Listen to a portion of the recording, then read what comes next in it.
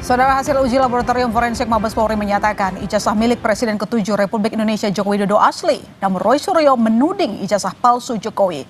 Menginginkan hasil akhir pembuktian status ijazah Jokowi haruslah dari pengadilan.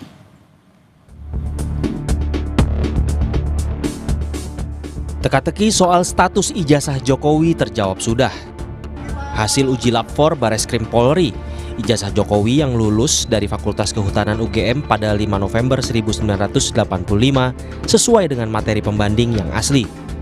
Penyelidik mendapatkan dokumen asli ijazah sarjana Kehutanan nomor 1120 atas nama Joko Widodo dengan NIM 1681 KT Fakultas Kehutanan UGM pada tanggal 5 November 1985 yang telah diuji secara laboratoris.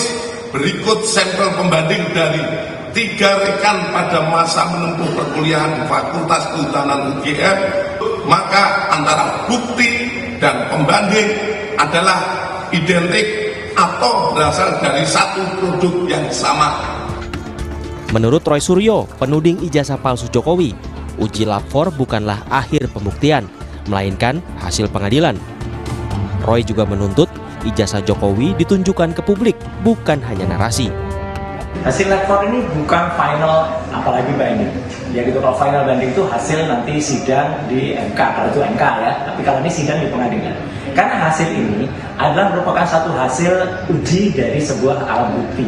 Dan alat bukti itulah yang nanti memang harus sampai di pengadilan. Jadi artinya ini belum apa-apa, ini masih panjang prosesnya, masih harus ada nanti keterangan ahli yang dihadirkan oleh kedua belah pihak.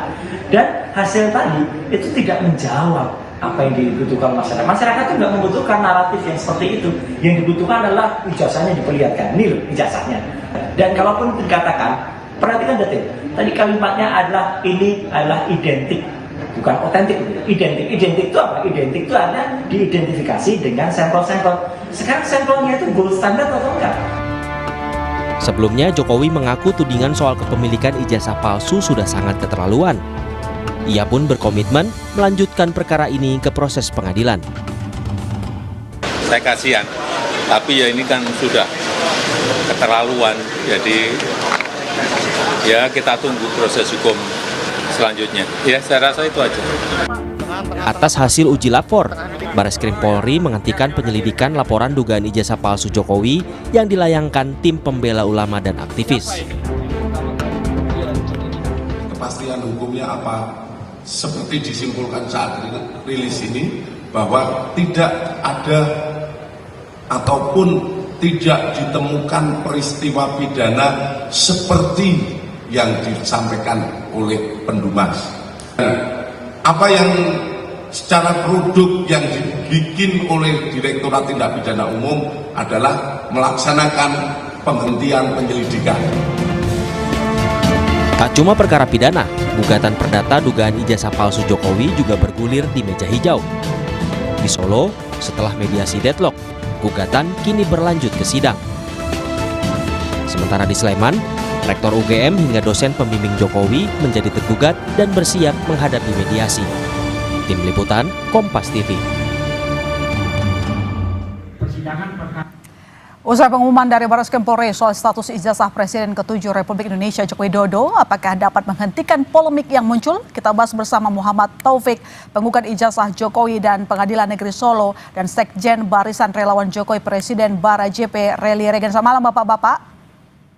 Selamat malam ya. Saya ke Pak Taufik dulu. Pak Taufik, Ya.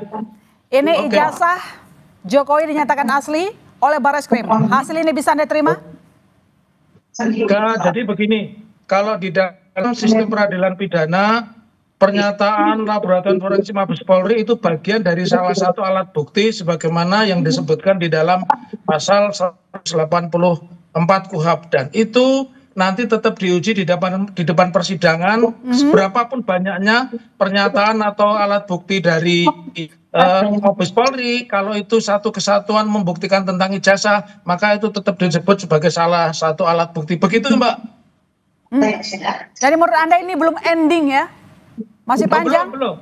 Karena begini, persidangan perdata dengan persidangan perkara pidana itu berbeda. Jadi persidangan perdata itu kan apalagi gugatan ini perbuatan melawan hukum itu kan setidaknya terdiri dari 4 unsur. Satu, adanya perbuatan melawan hukum, kemudian adanya kesalahan, adanya kerugian, dan adanya kausal relasi antara penggugat dan tergugat. Jadi masyarakat jangan mempersepsikan perkara ini dengan perkara pelaporan polisi. Tetapi saya mengatakan ini bisa jadi momen bagi tergugat untuk menjadikan alat bukti ini membawa ke persidangan. Begitu Mbak, yang prosedur yang benar. Ya. Pada intinya Anda masih mencurigai keaslian ijazah Jokowi? Persoalannya bukan mencurigai atau tidak mencurigai, tetapi kita harus sepakat bahwa hukum positif kita, pembuktian yang paling kuat itu apa yang saksi, apa yang ahli terangkan di depan persidangan. Begitu Mbak, mekanisme di dalam sistem peradilan pidana memang seperti itu. Oke, yang baik, saya lakukan ini adalah perkara gugatan perdata, begitu Mbak. Baik, saya ke Pak Regan. Pak Regan, ini tampaknya episodenya masih panjang. Meski ijazah Jokowi sudah dinyatakan asli, Anda bagaimana surat Anda kepada pihak-pihak yang masih meragukan keaslian ijazah Jokowi? Ya, saya rasa proses hukum apa yang terjadi ya, laporan saudara Egy Sujana dan kawan-kawan di Bareskrim sudah diproses. Hari ini Bareskrim Dirtipidum sudah menjelaskan bahwa hasil lapor ijazah Pak Jokowi sudah dinyatakan 100% asli. Artinya proses hukum yang ada laporan Pak Jokowi atau yang lain yang ada di Polda Metro Jaya atau di Polres bisa dilakukan. Karena apa? Bareskrim hari ini sudah menyatakan bahwa ijazah Pak Jokowi itu 100% asli. Nggak ada alasan lagi kawan-kawan penegak hukum di Polda Metro Jaya untuk tidak memproses hukum saudara Roy dan kawan-kawan. Ini terang dan jelas ya, aparat penegak hukum yang ada di Republik kita hari ini adalah Polri, Kejaksaan, Pengadilan. Nah, hari ini pihak Bareskrim, Dirtipidum sudah menjelaskan tadi bahwa hasil lapor 100% ijazah Pak Jokowi melalui dicek ijazah kawan-kawan Pak Jokowi, ijazah Pak Jokowi juga sudah dilakukan uji forensik. Demikian. Oke, Pak Taufik, apakah hasil uji lapor bisa pengaruhi sidang nanti? Ini begini, harus bisa dibedakan antara proses pidana dan perdata. Kalau saya mengatakan apapun yang dilakukan laboratorium forensik Mabes Polri atau Bareskrim, kita harus menghormati ya. Tetapi jangan lupa bahwa pembuktian yang paling kuat itu harus disampaikan di depan persidangan. Kalau saya mengatakan, saya yakin mereka hanya mengatakan identik dan tidak identik, tapi saya yakin Mabes Polri tidak akan pernah boleh mengatakan guilty or not guilty, saya tidak bersalah, bukan itu. Jadi pembuktiannya tetap nanti akan dibawa oleh kuasa tergugat, dibawa ke persidangan. Tentu mekanismenya begitu, karena perlu dipelajari hari ini belum sampai pada taraf pembacaan gugatan. Jadi kemarin mediasi, bahkan yang terbaru di Pengadilan Sleman itu baru pendaftaran surat kuasa, begitu Mbak. Tapi begini, terkait dengan bukti yang mungkin nanti akan dibawa. Kalau tadi Polri membandingkan ijazah Jokowi dengan ijazah rekannya, bukti yang Anda punya apa Pak Taufik? Nah, ini bukti yang saya punya adalah bukti mahasiswa yang perkuliah dan menyelesaikan kuliahnya ijazahnya asli, dan itu berbeda. Nanti oleh karenanya kita tunggu episode berikutnya di persidangan perdata di Pengadilan Surakarta, dan episode perdata di Pengadilan Negeri Sleman yang diajukan oleh saudara Komarudin Didin, pengacara dari Makassar. Jadi mekanismenya sangat berbeda ya. Mungkin yang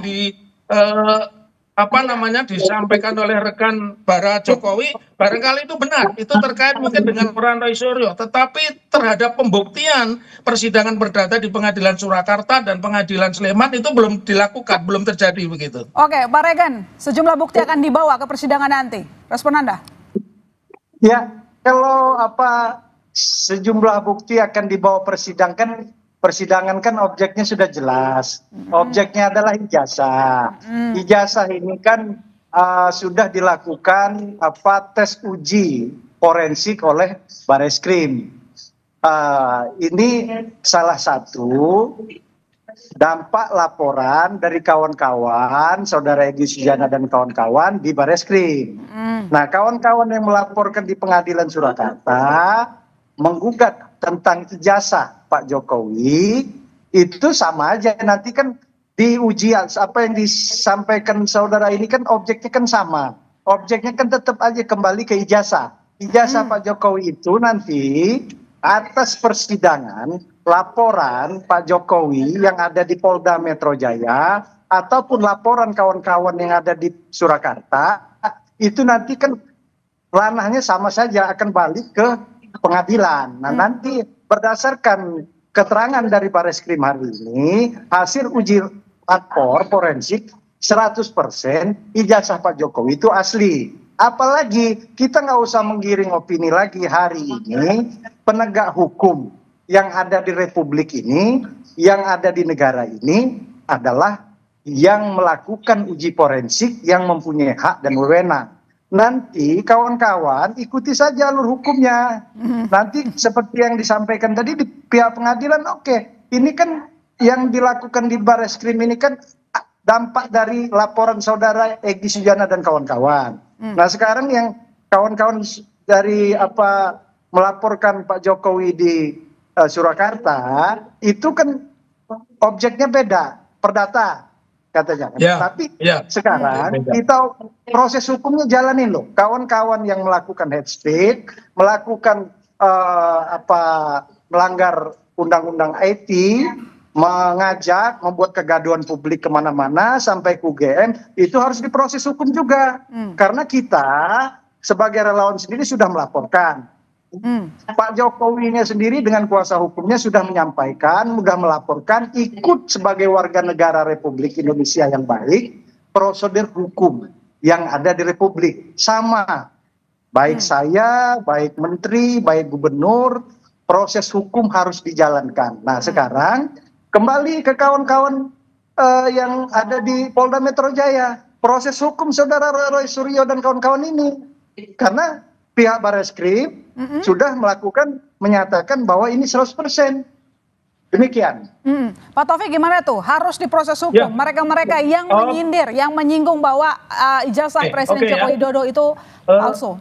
Saya harus jelaskan dulu, pembuktian di persidangan perdata dengan peristiwa pidana, pengaduan atau pelaporan Jokowi di Polda Metro, pelaporan atau pengaduan TPUA di Bareskrim tanggal 9 Desember 2024, cara pembuktiannya berbeda. Lalu yang saya sampaikan juga, meskipun hari ini kita KUHAP itu tidak secara khusus menyebut bahwa satu-satunya laboratorium forensik itu adalah Mabes Polri.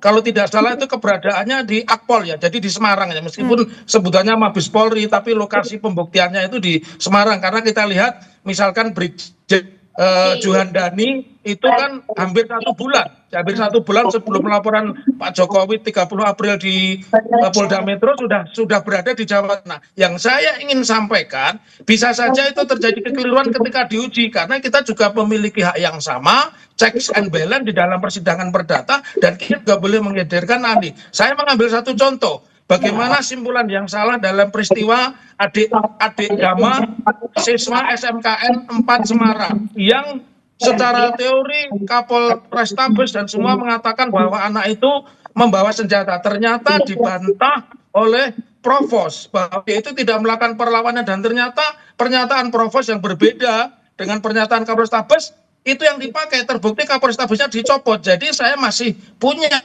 optimisme. Begitu ya, pendapat saya begitu, Bang Regen ya. Jadi saya mengatakan oke lah, ini satu kemenangan sementara yang dimiliki oleh tim hukumnya Pak Jokowi, khususnya yang di Solo. Nanti bisa itu kan berkasnya yang disampaikan Pak Brigjen Polisi Juhandani itu dibawa ke Solo. Tapi kan saya boleh juga punya alat pembanding. Begitu Mbak, jadi masih ada wilayah yang harus kita perdebatkan. Karena pembuktian yang paling kuat sebagaimana dianut di dalam kitab undang-undang hukum acara pidana kita atau KUHAP kita pasal 105 disebutkan ayat 1 bahwa bukti yang paling kuat itu apa yang saksi, apa yang ahli, apa yang terdakwa sampaikan di depan sidang. Begitu. Bang Regen, Anda sudah senyum-senyum dari tadi, Anda mau nanggapin apa? Ya, objeknya kan saya rasa kan publik perlu tahu objeknya kan ijazah. Apalagi yang harus kita ragukan? Mau kawan-kawan itu menyatakan laporan perdata atau apapun bentuknya, yang dipermasalahkan adalah objeknya adalah ini ijazah. Baik. Nah, silakan saja beropini, beralibi, tidak percaya dengan aparat penegak hukum. Saya rasa Mabes Polri ya, Mabes Polri ini bukannya yang bukan artinya kita bisa anggap sebelah mata juga bahwa laporan tersebut juga wilayah pemeriksaan forensiknya juga ya kita ragukan. Apa yang dilakukan ujinya pasti menggunakan alat akademis, kan itu jelas dilihat, dipegang, diraba, selain dia di tes dibandingkan dengan ijazah-ijazah kawan-kawan Pak Jokowi yang lainnya. Saya rasa itu sah-sah saja lah, tapi saran saya kawan-kawan berhentilah menggiring opini seakan-akan Bareskrim, oh ini masih belum pilot, kita ada pembanding. Mau dari Amerika kek, mau dari Rusia kek, silakan saja. Tapi hari ini kita bicara penegak hukum, hari ini Bareskrim sudah menyatakan 100% ijazah Pak Jokowi itu asli. Demikian. Nah, tapi ada juga nih pihak-pihak yang merasa dikriminalisasi akibat tudingan ijazah palsu, Pak Regen. Ya sah-sah saja, apa yang mereka kan merasa dikriminalisasi tersebut, ada yang ke Komnas HAM. Ini kan yang melakukan hate speech, yang mengunggah itu saudara Roy Suryo mengajak dan kawan-kawan berdasarkan unggahan saudara Sandi, kan terang jelas ini. Mereka sudah di beberapa media sudah menyatakan demikian. Jadi dari mana pernyataan mereka dapat kita benarkan, sementara pihak Mabes Polri hari ini sudah menjawab hal tersebut. Objeknya kan satu, ijazah. Dengan hasil yang ada sekarang, Pak Taufik, apakah strategi Anda dan tim berubah untuk pembuktian di persidangan nanti? Ya, harus dipahami ya, sampai hari ini gugatan belum dibacakan. Gugatan saya satu-satunya klaim atau pernyataan keberatan itu bukan hanya soal ijazah, tapi juga proses. Karena ijazah itu hanya bagian dari proses. Misalkan kita juga singgung soal ijazah SMA, kita juga singgung bagaimana bahkan hari ini ya, meskipun kita berdebat panjang lebar di medsos maupun di TV seperti ini, tapi tidak pernah dihadirkan yang namanya ijazah. Kalau kita memakai pendekatan hukum positif, hukum acara pidana, ijazah itu mestinya yang asli, yang katanya punya Pak Jokowi, itu mestinya tidak bisa diambil sebelum selesai pemeriksaan. Nah ini kan aneh, karena skenario barang bukti itu hanya 3. 1, kalau itu disita, namanya berita acara penyitaan, kalau diserahkan dengan sukarela berarti berita acara penyerahan sukarela. Dan yang ketiga, kalau ini peristiwanya belum sampai pada penyidikan, namanya adalah penitipan barang bukti. Mekanisme itu, dan saya tidak melihat di antara 3 fase itu mana yang dipakai skenario untuk mengatakan bahwa ijazah Pak Jokowi itu asli. Karena hingga hari ini yang disampaikan oleh Mabes Polri banyak sekali, saya mengikuti tadi breaking news-nya, itu tidak menampakkan ijazah, perbandingannya adalah fotokopi, dan pernyataan di Polda Metro juga jelas, Jokowi tidak menyerahkan asli tapi menyerahkan fotokopi. Jadi oke lah, apa yang disampaikan Bang Regen silahkanlah, bolehlah, tetapi kita gak akan menguji karena klaim saya atau pernyataan keberatan atau gugatan saya bukan semata-mata hanya ijazah, tetapi proses yang lain. Ada misalkan di KPU, kemudian proses di UGM dan sebagainya, ya. Jadi itu masih banyak, dan saya belum akan sampaikan kecuali ketika Hakim sudah memberikan kesempatan bahwa gugatan kami boleh dibacakan. Jadi Mbak dan Bang Regen, sidang yang kemarin itu sesuai Perma 1 2016 itu baru mediasi, artinya para pihak, karena ini perdata ya, dipertemukan untuk mencari titik temu. Jadi belum sampai pada substansi atau pembacaan gugatan. Itu Bang Regen dan apa namanya Mbak ya, makasih begitu, thank you. Oke, baik, Bang Regen gimana, ini masih dipertanyakan loh, meskipun sudah ada simpulannya, tapi kenapa nggak ditunjukkan aslinya, kenapa fotokopinya? Ya silakan saja.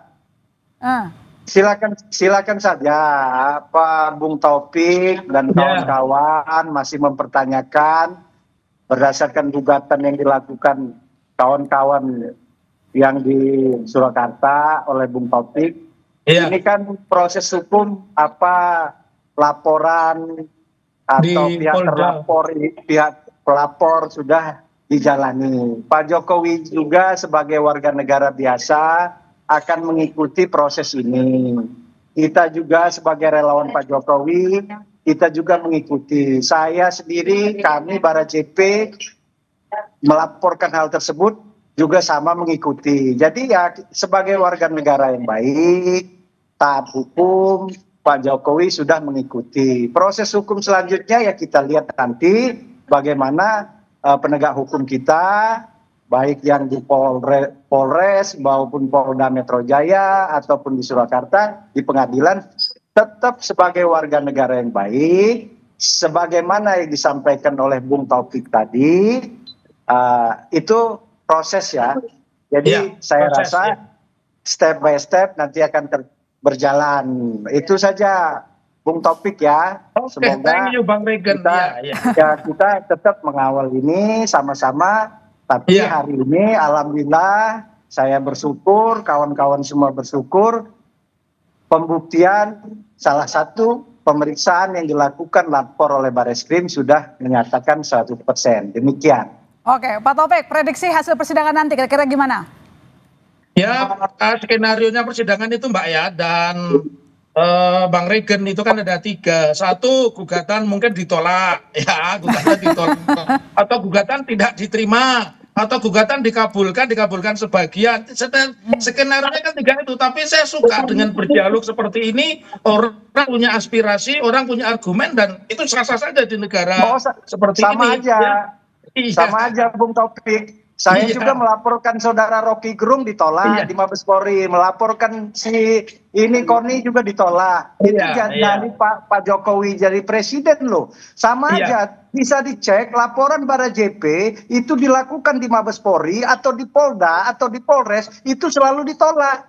Jadi bukan hanya ini, kita aja melaporkan tentang hate speech, apa yang dilakukan oleh kawan-kawan itu ditolak. Jadi ya tapi biasa aja, nggak kita buat opini, tolak ya, itu proses hukumnya karena delik aduan. Artinya seperti ini kawan-kawan, sama-sama kita hormati proses hukum yang ada di Republik ini berdasarkan undang-undang.